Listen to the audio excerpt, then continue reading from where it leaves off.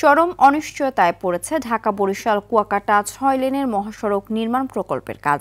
কিছু জমি অধিগ্রহণ করা হলেও সড়ক নির্মাণ কাজের বিষয়ে বেড়েই চলেছে ধোঁয়াশা।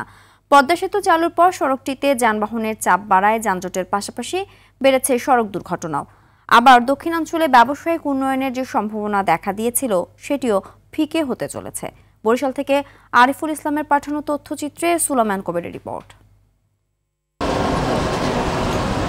২ লেনের সরু এই রাস্তাটি ঢাকা-বরিশাল কুয়াকাটা মহাসড়ক। পদ্মা সেতু চালুর পর সড়কটিতে যান চলাচল বেড়েছে কয়েক গুণ, তবে বাড়েনি সড়কের প্রশস্ততা। এতে যানজটের পাশাপাশি প্রতিনিয়ত ঘটছে ছোট বড় দুর্ঘটনা।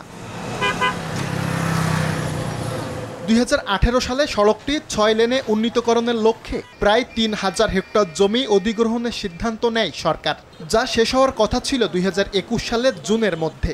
তবে দীর্ঘ ৭ বছরে ২১১ কিলোমিটার সড়কের জমি অধিগ্রহণ হয়েছে মাত্র ৪০ কিলোমিটার। এতে পদ্মা সেতু নিয়ে যে স্বপ্ন দেখেছিলেন বরিশাল অঞ্চলের ব্যবসায়ীরা, তা আলোর মুখ দেখেনি আজও।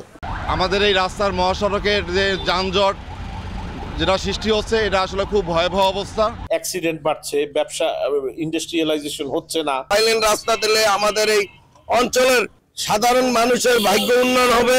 দীর্ঘদিনেও সড়কের কাজ শুরু না হওয়ায় ক্ষোভ জানালেন বরিশাল বিভাগ উন্নয়ন ও স্বার্থ সংরক্ষণ কমিটির এই নেতা।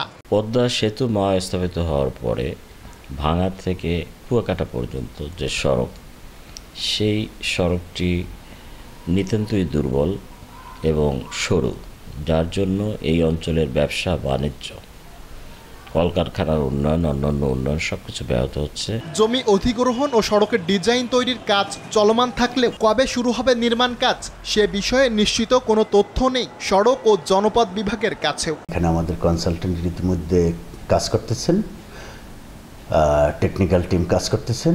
এখন আমরা ডোনার এজেন্সি যখন সদয় সম্মতি দেবে তখনই এই জিনিসটা আমাদের ৬ লেন প্রজেক্টের কাজ আমরা শুরু করতে পারবো। দ্রুত সড়কটি ৬ লেনে উন্নীত করে বরিশালকে ব্যবসা বান্ধব শহর হিসেবে গড়ে তোলার দাবি সংশ্লিষ্টদের। সুলাইমান কবির, RTV।